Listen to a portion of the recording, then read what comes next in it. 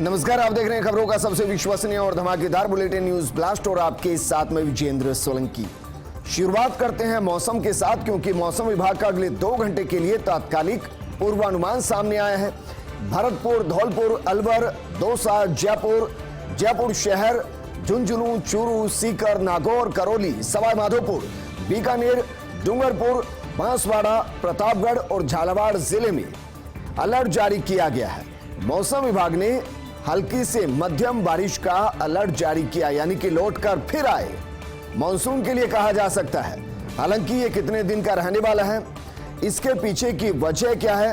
क्या बंगाल की खाड़ी में जिस तरीके से निम्न दबाव का क्षेत्र बना, क्या उसकी वजह से उत्तर भारत के अंदर बारिश देखने को मिल रही है? हालांकि दिल्ली से लेकर केरल तक बारिश महसूस की जा रही है, लेकिन राजस्थान में अगले 2 घंटे में क्या कुछ होने वाला है, इसका एक पूर्व अनुमान सामने आया है।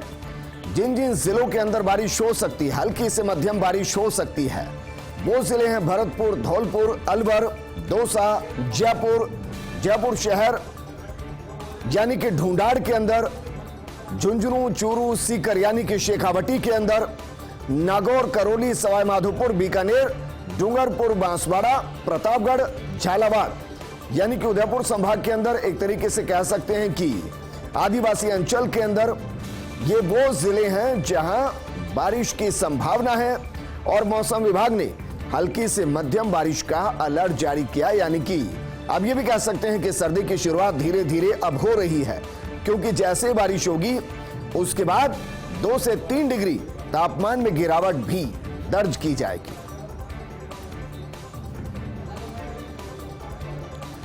लेकिन एक सवाल जो उस जोर से ही शुरू हो गया जब गुजरात के प्रभारी की जिम्मेदारी रघु शर्मा को दी गई। सवाल यह कि आखिर कैसे हुआ गुजरात के एआईसीसी प्रभारी का चयन, आखिर कैसे अंत में डॉक्टर रघु शर्मा ने बाजी मारी, यह पहेली अभी भी सभी के जहन में घूम रही है। आखिर कैसे किसी अदृश्य शक्ति ने रघु शर्मा की पैरवी की और इसके बाद ही राहुल ने रघु को बुलाकर 40 मिनट की बातचीत की और बातचीत में रघु ने अपनी संगठन क्षमता का प्रभाव छोड़ा और फिर अगले ही दिन हो गई इसकी औपचारिक घोषणा। रघु से पहले सचिन पायलट, आरपीएन सिंह और सुरजेवाला के नामों पर भी विचार किया गया था, लेकिन अदृश्य शक्ति के वजह से या कहें कि अदृश्य शक्ति के कारण अंत में फैसला रघु शर्मा के पक्ष में हुआ।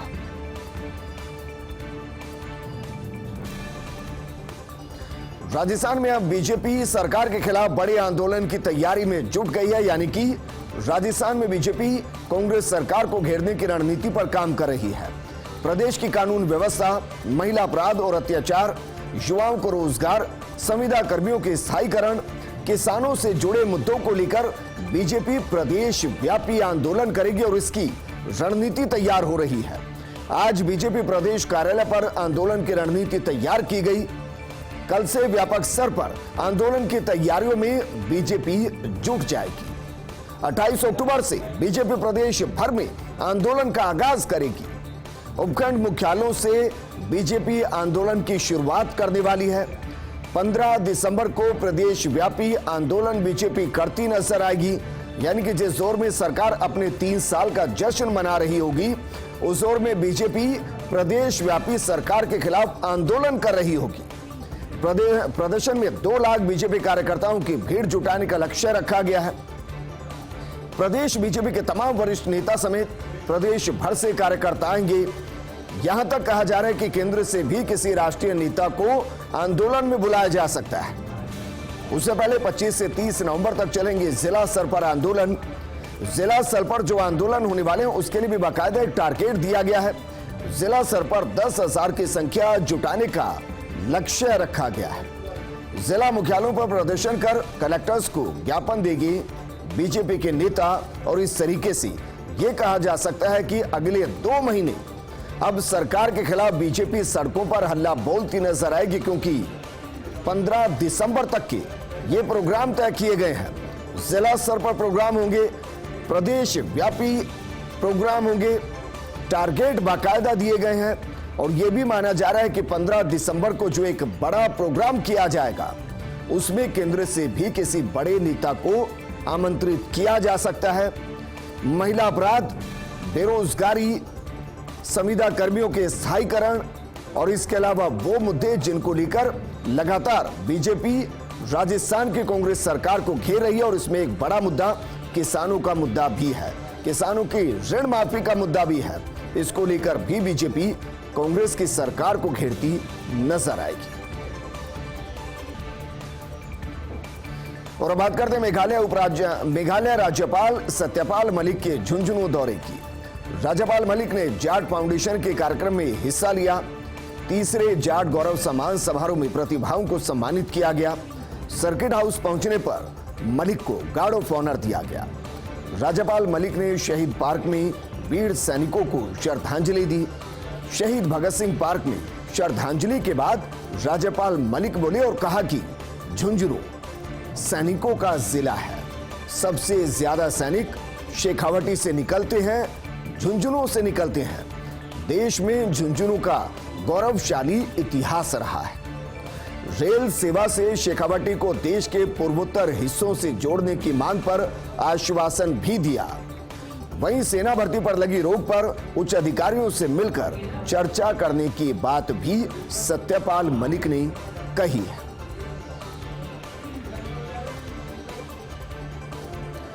और अब बात करते हैं करौली एसपी मृदुल कच्छावा की, जिनके समर्थन में लोग उतर आए हैं।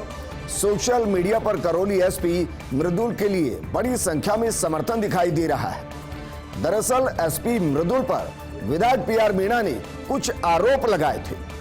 मृदुल को लेकर विधायक मीणा ने मुख्यमंत्री गहलोत को पत्र भी लिखा था। विधायक के आरोपों के बाद करौली एसपी के समर्थन में लोग खड़े हो गए हैं। करौली से लेकर धौलपुर तक के लोग सोशल मीडिया पर मृदुल का समर्थन कर रहे हैं।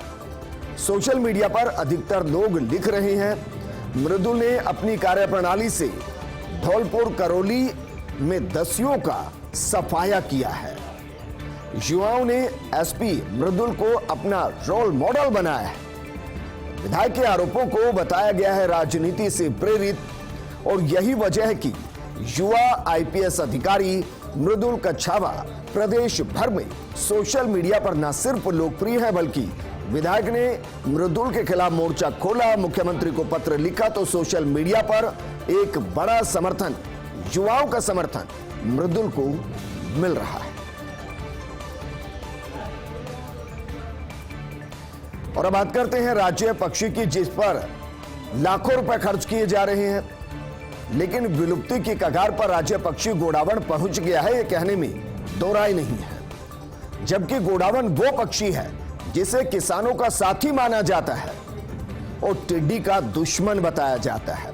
जरा सोचिए, बीते सालों के अंदर जिस तरीके से टिड्डी का कहर सरहदी जिलों से होते हुए अनाज के कटोरे यानी कि श्री गंगानगर हनुमानगढ़ तक पहुंचा था। अगर गोडावण पर्याप्त मात्रा में होती, इनका संरक्षण किया गया होता तो टिड्डी का दुश्मन टिड्डियों का खात्मा करता नजर आता।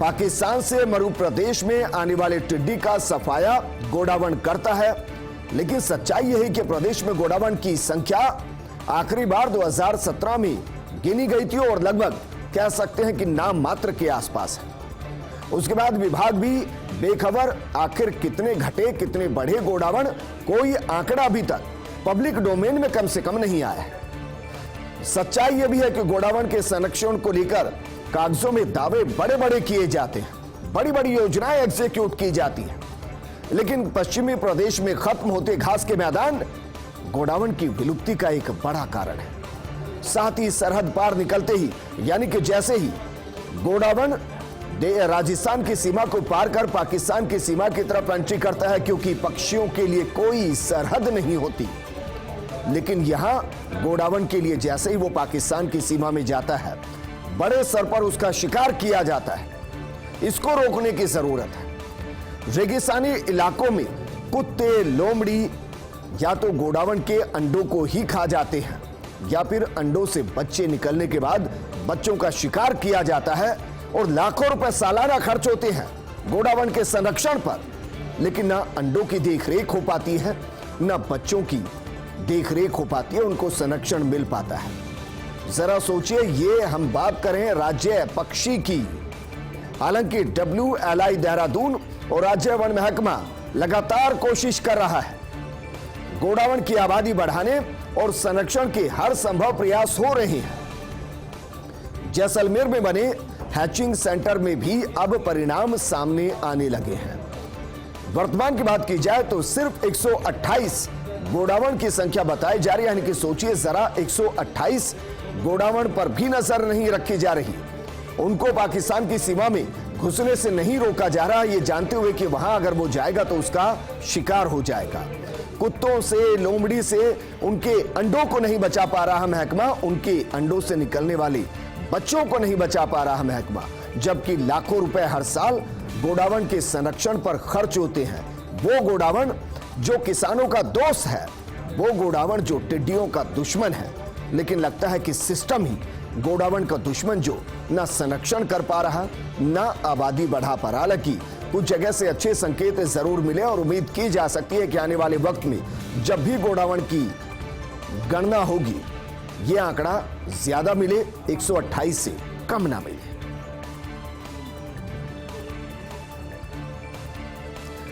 वहीं प्रदेश में बिजली आपूर्ति को लेकर मुख्यमंत्री संवेदनशील हैं। मुख्यमंत्री गहलोत कुछ देर में ऊर्जा विभाग की समीक्षा करेंगे। मुख्यमंत्री आवास पर शाम 6:30 बजे हाई लेवल की बैठक प्रस्तावित है। ACS energy Subodh Agarwal, discom chairman Bhaskar Sawant मौजूद रहेंगे। बिजली कंपनियों के आला अधिकारी भी इस बैठक का हिस्सा होने वाले, इस बैठक में मौजूद रहने वाले हैं। दरअसल कोयले की उपलब्धता और बिजली की मांग आपूर्ति को लेकर यह चर्चा होने वाली, और ये चर्चा इसलिए भी जरूरी क्योंकि दशहरे के बाद अब त्योहारों की शुरुआत हो गई है। एक ऐसे त्योहार की शुरुआत हो गई है जिसको जाना ही रोशनी के लिए जाता है, और रोशनी का मतलब बिजली की खपत का बढ़ना है। और बिजली की खपत अगर बढ़ेगी, मांग अगर बढ़ेगी और आपूर्ति कम होगी, तो फिर आम जनता के लिए समस्या खड़ी होगी। और इस मांग और आपूर्ति को किस तरीके से बैलेंस किया जाए, इसके लिए मुख्यमंत्री अशोक गहलोत 6:30 बजे बैठक लेने वाले हैं। अगर कोयले का क्राइसिस बढ़ रहा है तो उसको किस तरीके से दूर किया जाए, अगर कहीं से बिजली खरीदनी है तो वो कहां से खरीदी जाए। दिवाली जिसको रोशनी का त्योहार कहते हैं, उस दौरान अंधेरा किसी घर में नजर ना आए, इस कोशिश के तहत यह बैठक होनी है। इसमें क्या कुछ खास रहेगा, इस पर हमारी नजर बनी रहेगी। और अब बात करते हैं आमागढ़ की, क्योंकि आमागढ़ में अब जल्द शुरू होगी लेपर्ड सफारी। आमागढ़ वन खंड में जैव विविधता सर्वेक्षण किया गया। विभिन्न ट्रॉपिक लेवल्स की स्थिति, वन पर्यटन के लिए रोड अलाइनमेंट का सर्वे किया गया है। अतिक्रमण चिन्हित कर उनको हटाने की भी कार्रवाई होगी। PCCF HoFF doctor DN Pande के मौजूदगी में बाकायदा सर्वे किया जा रहा है, और जाहिर है इस सर्वे की रिपोर्ट के आधार पर यह तय होगा कि कब से लेपर्ड सफारी शुरू होनी है। मुख्य वन्यजीव प्रतिपालक अरिंदम तोमर और पूरी टीम आमागढ़ के अंदर जुटी हुई है। पूरी शिद्दत से आमागढ़ के विकास में जंगलात महकमा लगा हुआ है, और जैसे ये शुरू होगी, आप कह सकते हैं कि जयपुर के अंदर कई लेपर्ड सफारी एक साथ नजर आएगी, जो न सिर्फ पर्यटकों को लुभाती नजर आएगी बल्कि टूरिज्म सेक्टर में एक और बूम लाती दिखाई देगी। और अब बात करते हैं राजस्थान वाणिज्य कर सेवा महासंघ की मुलाकात की। आज विधानसभा अध्यक्ष और डॉक्टर CP जोशी से मुलाकात की गई। वाणिज्य कर विभाग के पुनर्गठन आदेश में संशोधन हेतु निवेदन किया गया है। आदेश में उल्लेखित विसंगतियों के बारे में विस्तार से चर्चा की गई है। मामले में स्पीकर डॉक्टर CP जोशी ने तत्काल संज्ञान लिया और वित्त विभाग के आला अधिकारियों को फोन कर तथ्य पूछे हैं। साथ ही वाणिज्य कर सेवा महासंघ से वार्ता करने के भी निर्देश दिए गए हैं। समस्त स्टेक होल्डर्स को विश्वास में लेकर ही आगे कार्य करने के निर्देश दिए गए हैं। आधे घंटे के आसपास, या कहें कि आधे घंटे से ज्यादा ये वार्ता चली है, और ये वार्ता पूरे तरीके से सकारात्मक बताई गई। यानी कि जिन समस्याओं को डॉक्टर CP जोशी के सामने रखा गया, उनको न सिर्फ सॉल्व करने की कोशिश की गई बल्कि यह भी तय किया गया कि सबकी जो मांगे हैं उनको पूरा किया जा सके। अवकाश के बाद कल से लौटेगी हाईकोर्ट में रौनक। 7 अक्टूबर से चल रहा था हाईकोर्ट में अवकाश। 11 दिन बाद कल से मुकदमों की होगी नियमित सुनवाई। 20 अक्टूबर से बदल सकता न्यायाधीशों का सुनवाई का रोस्टर, क्योंकि कल हाईकोर्ट में 5 नवनियुक्त न्यायाधीश लेंगे शपथ। जोधपुर मुख्यपीठ में सुबह 10 बजे होगा शपथ ग्रहण समारोह। इस दौरान सीजे अकील कुरैशी नवनियुक्त न्यायाधीशों को शपथ दिलाएंगे। न्यायिक अधिकारी कोटे से विनोद कुमार भारवानी, मदन गोपाल व्यास, वकील कोटे से फरचंद अली, सुदेश बंसल और अनूप ढंडर जज बन रहे हैं। ट्रांसफर होकर आए जस्टिस मनिंद्र मोहन श्रीवास्तव भी कल शपथ लेंगे। छत्तीसगढ़ हाईकोर्ट से ट्रांसफर होकर राजस्थान आए हैं जस्टिस श्रीवास्तव।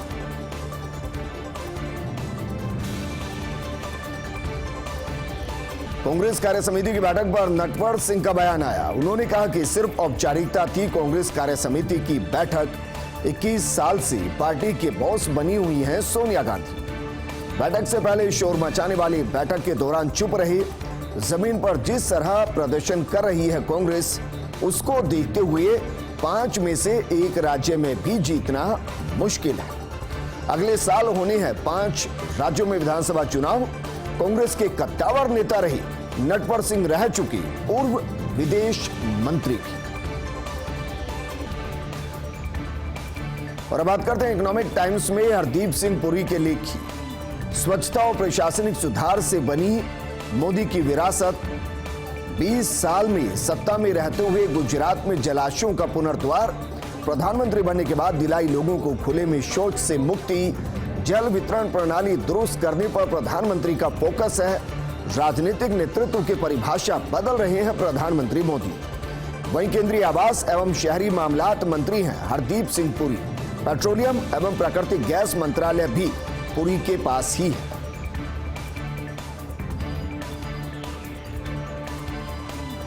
और अब बात करते हैं जोधपुर लवली एनकाउंटर प्रकरण को लेकर समझौते की। प्रशासन ने आंदोलनकारियों की सभी मांगे मान ली है। थाना अधिकारी लीलाराम और प्रकरण में शामिल सभी को निलंबित कर दिया गया है। एनकाउंटर प्रकरण की सीआईडी सीबी की ओर जांच सौंपी गई है। समझौता होने के बाद अब लवली के शव का पोस्टमार्टम होगा।